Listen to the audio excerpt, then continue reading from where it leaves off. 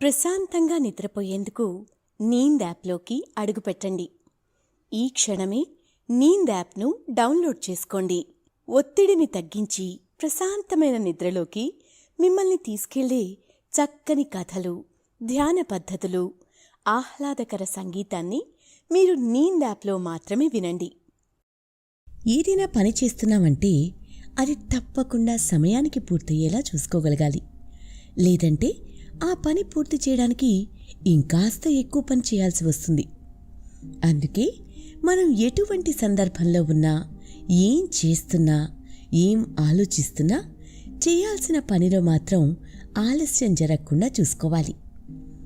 ఒకవేళ ఆలస్యం చేస్తే అది అమృతం కాక విషంగా మారే అవకాశం లేకపోలేదు. దీనికి సంబంధించిన ఒక చక్కని కథ ఈరోజు చూద్దాం. కథలోకి వెళ్లే ముందు సౌకర్యవంతమైన స్థితిలోకి వెళ్దాం. మీకిష్టమైన రీతిలో పడుకుని అన్ని లైట్లు ఆఫ్ చేసి మీ కళ్ళు మూసుకోండి. నెమ్మదిగా గాలి పీలుస్తూ పూర్తిగా లోతైన శ్వాస తీసుకుని వదలండి. ఈ ప్రపంచాన్ని, ఈరోజు జ్ఞాపకాలను మెల్లగా పక్కకి నెట్టి నిద్రలోకి క్రమంగా జారుకునే సమయం ఇది. మరోసారి నెమ్మదిగా గాలి పీలుస్తూ లోతైన శ్వాస తీసుకుని మీ శరీరంలోని ఒత్తిడిని బయటికి వదిలేయండి. ఇప్పుడు చేయాల్సిందంతా విశ్రాంతి తీసుకోవడం, సేద తీరడం, మునుపటి స్థితికి రావడం. మీరిప్పుడు మంచం మీద ఉన్నారు. రోజువారీ అలసట నుంచి మీ శరీరం విశ్రాంతి తీసుకున్నట్లు అనిపిస్తుంది. కాళ్ల నుంచి మొదలుపెట్టి అవయవాల్లోని ఒత్తిడిని ఒక్కొక్కటిగా బయటికి పంపించండి. మీకోసం రోజంతా అవన్నీ చాలా కష్టపడ్డాయి కాబట్టి వాటికి విశ్రాంతి తీసుకునే అర్హత ఉంది.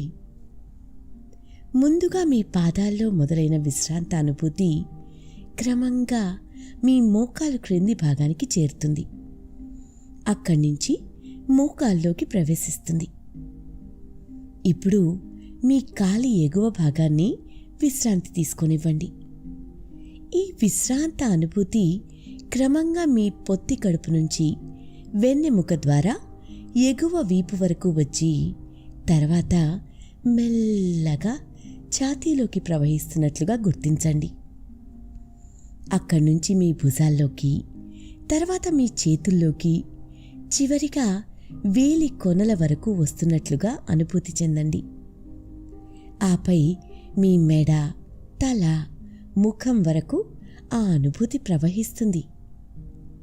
ఇప్పుడు మీ శరీరం మొత్తం నిద్రకి సిద్ధంగా ఉంది. త్వరలో మీరు చక్కని నిద్రలోకి జారుకుంటారు. కాబట్టి మీరు కథను వింటున్నప్పుడు మీ శ్వాసను కూడా అనుసరించండి. అద్భుతమైన నిద్రానుభవం కోసం శరీరం మొత్తానికి విశ్రాంతినిస్తూ స్థిరంగా ఉండండి. ఇప్పుడు కథలోకొద్దాం.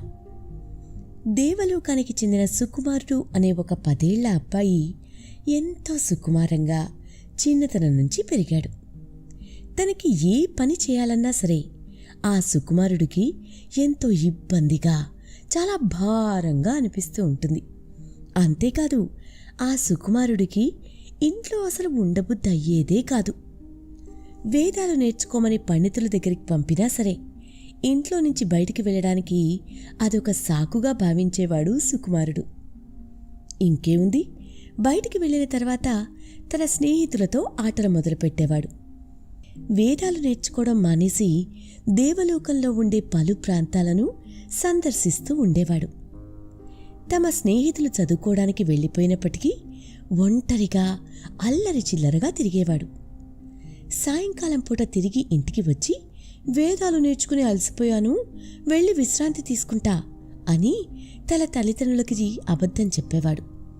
ఎందుకంటే అతనికి ఏదైనా శ్రద్ధగా నేర్చుకోవడం అంటే అసలు ఇష్టం ఉండేదే కాదు. వాయిదాలు వేయడం అతనికి ఒక అలవాటుగా మారిపోయింది.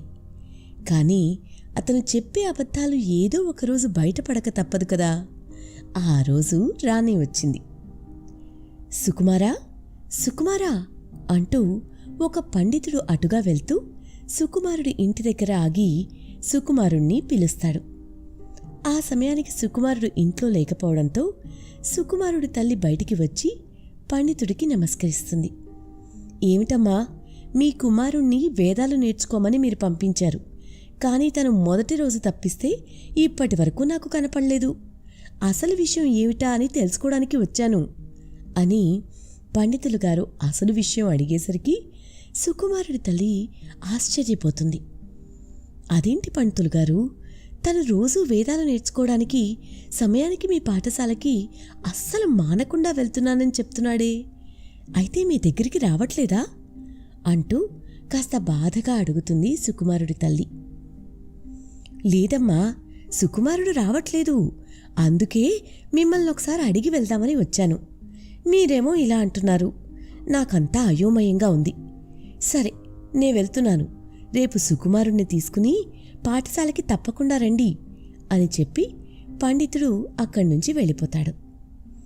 సుకుమారుడు ఏ పని చెప్పినా వాయిదాలు వేస్తాడని తల్లికి తెలుసు, కానీ శ్రద్ధగా చదువుకోమని పంపిస్తే తను రోజూ పాఠశాలకు వెళ్తున్నానని అబద్ధాలు చెప్తున్నాడని తల్లికి తెలిసిపోయింది.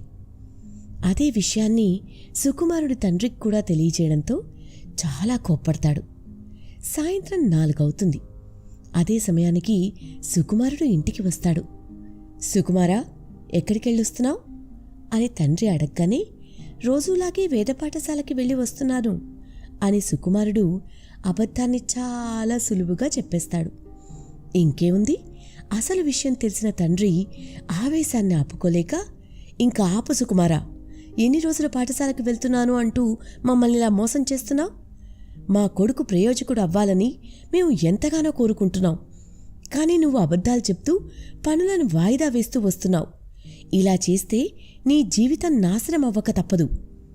ఇంక నేను ఒక నిర్ణయానికి వచ్చాను. నువ్వు ఎక్కడికి వెళ్లాల్సిన అవసరం లేదు. పండితుల వారిని ఇంటికి పిలిపిస్తాను. నువ్వు ఇంట్లోనే ఉంటూ మా ఎదురుగానే వేదాలు నేర్చుకుంటావు. ఇదే నా చివరి మాట, ఇందులో మార్పుండదు అని చెప్పి తండ్రి లోపలికి వెళ్ళిపోతాడు. ఇంక సుకుమారుడికి బయటికి వెళ్ళలేనేమో అని బెంగొచ్చేస్తుంది. నిజానికి తన తల్లిదండ్రులు తనకి చిన్న పని చెప్పినప్పటికీ రేపు చేస్తాను, ఎల్లుండి చేస్తాను అంటూ వాయిదాలు వేస్తూ ఉండేవాడు. అల్లారు ముద్దుగా పెంచడమే తాము చేసిన తప్పని తల్లిదండ్రులు తల పట్టుకునేవారు. సుకుమారుడు ఇంట్లోనే ఉంటూ అతి కష్టం మీద పాఠాలు నేర్చుకోవడం మొదలు పెడతాడు. కానీ తనకి వాయిదాలు వేయడం అలవాటుగా మారడం వల్ల ఆ అలవాటును మాత్రం మార్చుకోలేకపోతాడు. పండితులు గారు, ఈ రోజుకి పాఠాలు చాలు, రేపు చెప్పొచ్చు కదా, నాకు బయటికి వెళ్ళి ఆడుకోవాలని ఉంది అంటూ సుకుమారుడు అనగానే, ఏమిటి నాయనా, నువ్వు ఈ వాయిదా వేసే పాడు అలవాటు మానుకోకపోతే చాలా ఇబ్బందిలో పడిపోయే అవకాశాలున్నాయి. అసలే మీ నాన్నగారు నీ మీద చాలా కోపంగా ఉన్నారు. నా మాట విని శ్రద్ధగా పాఠాలు నేర్చుకో అంటూ పండితుడు సుకుమారుడికి పాఠాలు నేర్పిస్తున్నప్పటికీ సుకుమారుడి మనసు మాత్రం బయటే ఉంటుంది. ఒకరోజు సుకుమారుడు ఇంట్లో ఉండి కిటికీ దగ్గర కూర్చుని ఆలోచిస్తూ ఉండగా అటుగా తన స్నేహితుడు చాలా ఉత్సాహంగా వెళ్తూ కనిపిస్తాడు. అచ్యుతా అచ్యుతా అంటూ ఎక్కడ్నించో మాటలు వినిపిస్తాయి. ఏంటి, మాటలు వినిపిస్తున్నాయి కానీ మనిషి కనిపించట్లేదు అంటూ అటూ ఇటూ దిక్కులు వెతుకుతాడు అచ్యుత. ఇక్కడా, కిటికీ దగ్గర అచ్యుతా అనగానే సుకుమారుణ్ణి చూసి అచ్యుత అతని దగ్గరికి వెళ్తాడు. ఏంటి, ఈరోజు ఎక్కడలేని ఉత్సాహంగా కనిపిస్తున్నావు, ఏంటి సంగతి అని సుకుమారుడు అచ్యుతని అడుగుతాడు. ఈ విషయం నీకు అనవసరమైందేమో అనిపిస్తోంది అని అచ్యుతుడు అనగానే, ఏంటి, నీ ఉత్సాహానికి కారణమైన విషయాన్ని నేను తెలుసుకోకూడదా? నేను ఇంట్లోనే ఉంటున్నానని మీ అందరూ నన్ను వేళాకోళం చేస్తున్నారా అంటూ సుకుమారుడు కాస్త బాధపడతాడు. అది చూసిన అచ్యుత, అదేం లేదు సుకుమారా, మేము రేపు భూలోకాన్ని సందర్శించడానికి వెళ్తున్నాం. పండితులు గారు మమ్మల్ని భూలోకాన్ని సందర్శించడానికి తీసుకెళ్తున్నారు. మరి నువ్వేమో ఇంట్లోనే ఉంటున్నావు. మీ తల్లిదండ్రులు కూడా నిన్ను బయటికి పంపించే అవకాశం లేదు. మరి అలాంటప్పుడు ఈ విషయాన్ని నీకు చెప్పినా అనవసరమే కదా. సరే, నాకింటికి వెళ్లే వేళయింది, నేను త్వరగా వెళ్ళాలి అని చెప్పి అచ్యుత అక్కడి నుంచి వెళ్ళిపోతాడు. ఓ, భూలోక సందర్శన ఎంత అద్భుతంగా ఉంటుందో! నేను ఎలాగైనా తప్పకుండా భూలోక సందర్శనానికి వెళ్ళి తీరాల్సిందే. కానీ ఎలా అబ్బా అంటూ సుకుమారుడు ఆలోచిస్తూ ఉండిపోతాడు. అప్పుడు ఒక ఉపాయాన్ని ఆలోచిస్తాడు. ఇంట్లో ఎవ్వరికీ తెలియకుండా భూలోక సందర్శనానికి వెళ్ళాలని అనుకుంటాడు. ఎందుకంటే తమ తల్లిదండ్రులకి చెప్తే తమ పనులు సక్రమంగా చేయడు అని వాళ్ళకి తెలుసు కాబట్టి బయటికి పంపించడానికి అస్సలు ఒప్పుకోరని చెప్పకుండానే భూలోక సందర్శనకి వెళ్ళాలనుకుంటాడు. తెల్లవారగానే తల్లిదండ్రులకి తెలియకుండా ఇంటి వెనక వైపు నుంచి బయటికి వెళ్ళిపోతాడు సుకుమారుడు. భూలోక సందర్శనకు బయలుదేరిన ప్రతి ఒక్కరూ ఒకచోట కనిపిస్తారు. సుకుమారుణ్ణి చూసిన అచ్యుత, అదేంటి సుకుమారా, మీ ఇంట్లో నీకు బయటికి వెళ్లేందుకు అనుమతి లేదు కదా, మరిప్పుడెలా వచ్చావు అంటూ అడగగానే, లేదు, నేను ఇంట్లో చెప్పే వచ్చాను. భూలోకాన్ని సందర్శించడానికి ఏ తల్లిదండ్రులు ఒప్పుకోరు చెప్పు, అందుకే నేను అడగగానే టక్కున ఒప్పుకున్నారు. సరే, నువ్వు పండితులు గారు అడిగినా కూడా ఇదే చెప్పు, సరేనా అంటూ సుకుమారుడు తడుముకోకుండా మాట్లాడేసరికి నిజమేనేమో అనుకుంటాడు అచ్యుత. ప్రశాంతంగా నిద్రపోయేందుకు నీంద్ యాప్లోకి అడుగుపెట్టండి. ఈ క్షణమే నీంద్ యాప్ను డౌన్లోడ్ చేసుకోండి. ఒత్తిడిని తగ్గించి ప్రశాంతమైన నిద్రలోకి మిమ్మల్ని తీసుకెళ్లే చక్కని కథలు, ధ్యాన పద్ధతులు, ఆహ్లాదకర సంగీతాన్ని మీరు నీంద్ యాప్లో మాత్రమే వినండి. ఇంకా ప్రతి ఒక్కరూ భూలోకాన్ని సందర్శించడానికి బయలుదేరతారు. ప్రతి ఒక్కరూ చాలా ఆనందంగా కనిపిస్తారు. ముఖ్యంగా మన సుకుమారుడు. సుకుమారుడు కూడా ఇలా భూలోకానికి రావడం ఎంతో ఆనందంగా భావించి బయలుదేరాడు. అయితే వాళ్ళు దేవలోకాన్నించి భూలోకానికి రావడానికి ఒక మాయా వలయం ఏర్పరచుకుని అందులో నుంచి వస్తారు.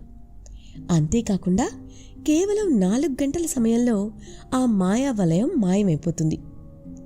వినండి పిల్లలు, నేను చెప్పబోయే విషయం మీ అందరికీ తెలిసే ఉంటుంది. మనం భూలోకాన్ని సందర్శించడానికి మాయావలయం ద్వారా వచ్చాం. కాబట్టి ఆ మాయావలయం ఇప్పటినుంచి 4 గంటల వ్యవధి వరకే ఉంటుంది. ప్రతి ఒక్కరూ 4 గంటల వ్యవధిలోనే మీరు చూడాల్సిన ప్రదేశాల్ని సందర్శించాల్సి ఉంటుంది.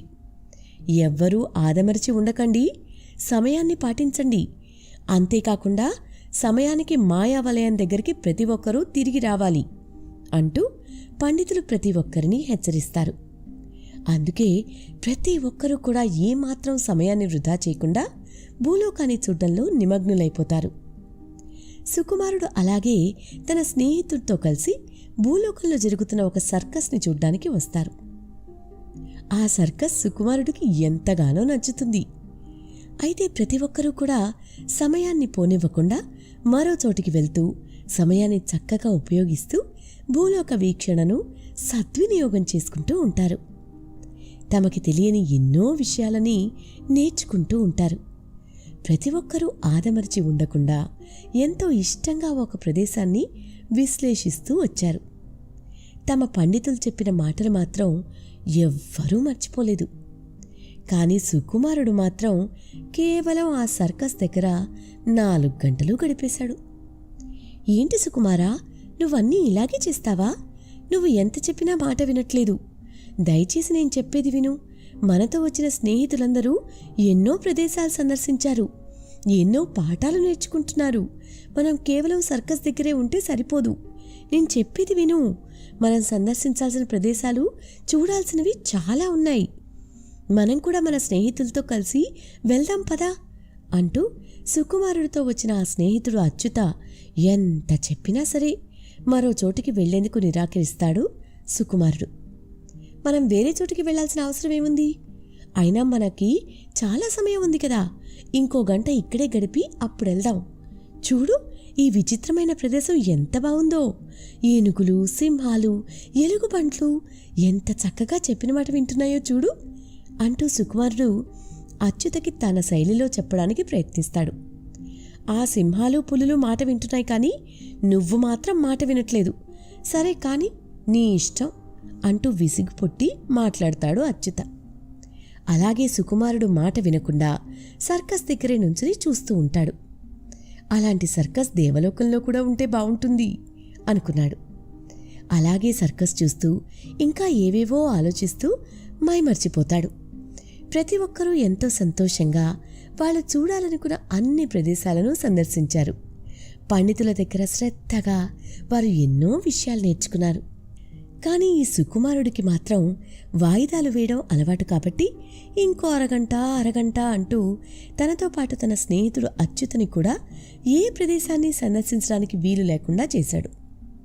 సుకుమారుడి స్వభావాన్ని పూర్తిగా అర్థం చేసుకున్న అచ్యుత సుకుమారుడితో స్నేహాన్ని ముగించాలి అనుకుంటాడు. తనతో ఉంటే తనకి ఎటువంటి లాభమూ కాదు కదా, అధిక నష్టం కలుగుతుందని ఖచ్చితంగా నమ్ముతాడు అచ్యుత. కానీ స్నేహం మళ్ళీ అచ్యుతని అలా ఆలోచించకుండా ఆపుతుంది. సుకుమారుణ్ణి ఎలాగైనా మార్చాలని అనుకుంటాడు. సమయం గడుస్తూ వచ్చింది. ఇంకేముంది, 4 గంటల సమయం అవ్వడానికి ఒక 5 నిమిషాల ముందే ఆ మాయావలయం దగ్గరికి ప్రతి ఒక్కరూ చేరుకున్నారు. సుకుమారుడితో ఉన్న తన స్నేహితుడు సమయం అయిపోయింది, తనతో రమ్మని చెప్పినా కూడా ఇంకొక 2 నిమిషాలుందాం అంటూ కాలం గడపడానికి చూస్తాడు. సరే అయితే నువ్విక్కడే ఉండు, నేనక్కడ నీకోసం ఎదురు చూస్తూ ఉంటాను, త్వరగా వచ్చేయి అని చెప్పి స్నేహితుడు మాయావలయం దగ్గరికి ప్రయాణమవుతాడు. ప్రతి ఒక్కరూ కూడా చివరి క్షణం వరకు సుకుమారుడి కోసం ఎదురు చూస్తారు. కానీ సుకుమారుడు మాయావలయం దగ్గరికి తిరిగి రాడు. ఇక తిరిగి సుకుమారుడి దగ్గరికి వెళ్తే ఉన్న సమయం కూడా గడిచిపోతుంది కాబట్టి చేసేదేమీ లేక సుకుమారుణ్ణి వదిలేసి ప్రతి ఒక్కరూ తిరిగి దేవలోకానికి వెళ్ళిపోతారు. అరగంట తర్వాత మాయావలయం ఉన్న ప్రదేశానికి వచ్చిన సుకుమారుడు అక్కడ మాయావలయం మాయమైపోవడం గమనించి ఎంతగానో ఏడుస్తాడు. అప్పుడు తనకి తన తండ్రి చెప్పిన మాటలు గుర్తొస్తాయి. సుకుమారా, నువ్వు ప్రతి విషయంలోనూ చాలా వెనకబడి ఉంటున్నావు. వాయిదా వేసే అలవాటు నువ్వు మానుకోకపోతే తీవ్రమైన ఇబ్బందులు ఎదుర్కోవాల్సిన అవసరం ఉంటుంది. అందుకే ఎప్పుడూ ఎటువంటి పనిని వాయిదా వేయకు కానీ అని గుర్తొచ్చింది. కానీ ఇప్పుడు ఏడ్చినప్పటికీ బాధపడినప్పటికీ చేసేది ఏమీ లేదు. 1 సంవత్సరం పాటు భూలోకంలో ఉండిపోవాల్సిందే. ఎందుకంటే మాయావలయం అనేది ఏడాదికి ఒక్కసారి మాత్రమే ఏర్పడుతుంది. ఇవన్నీ తలుచుకుని అలా సుకుమారుడు తను చేసిన ఆలస్యం కారణంగా మాయావలయం దగ్గరికి వెళ్లేందుకు వాయిదా వేసిన కారణంగా ఎంతగానో కుమిలిపోతాడు. మరోపక్క సుకుమారుడు ఇంట్లో కనిపించడం లేదు అని గమనించిన సుకుమారుడి తల్లిదండ్రులు అతని కోసం దేవలోకంలో వెతుకుతూ ఉంటారు. 4 గంటల సమయం గడిచిన తర్వాత అచ్యుత పరిగెత్తుకుంటూ సుకుమారుడి ఇంటికి వస్తాడు.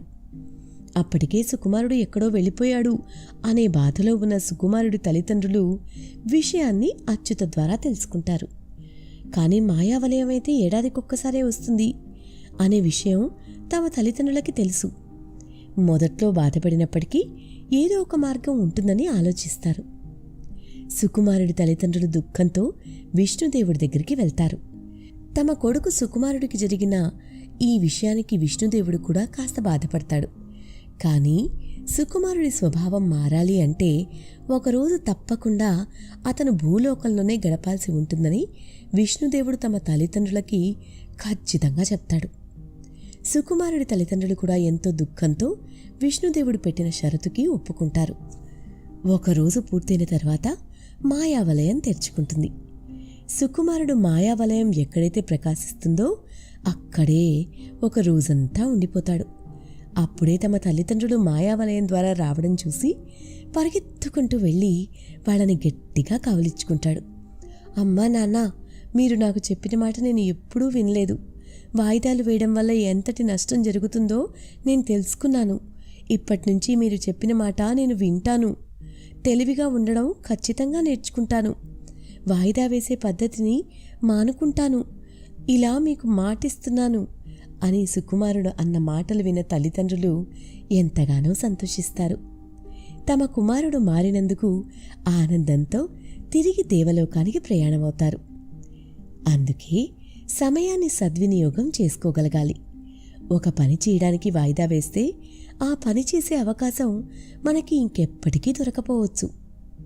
అందుకే జీవితంలో ఏదీ ఆలస్యం చేయకూడదు. మనిషి జీవితంలో ఉండే ప్రతి ఒక్క క్షణం ఎంతో విలువైనది. ఆ విలువని గ్రహించి మసలుకోవడం ఎంతగానో అవసరం. ప్రశాంతంగా నిద్రపోయేందుకు నీంద్ యాప్లోకి అడుగుపెట్టండి.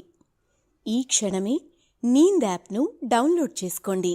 ఒత్తిడిని తగ్గించి ప్రశాంతమైన నిద్రలోకి మిమ్మల్ని తీసుకెళ్లే చక్కని కథలు, ధ్యాన పద్ధతులు, ఆహ్లాదకర సంగీతాన్ని మీరు నీంద్ యాప్లో మాత్రమే వినండి.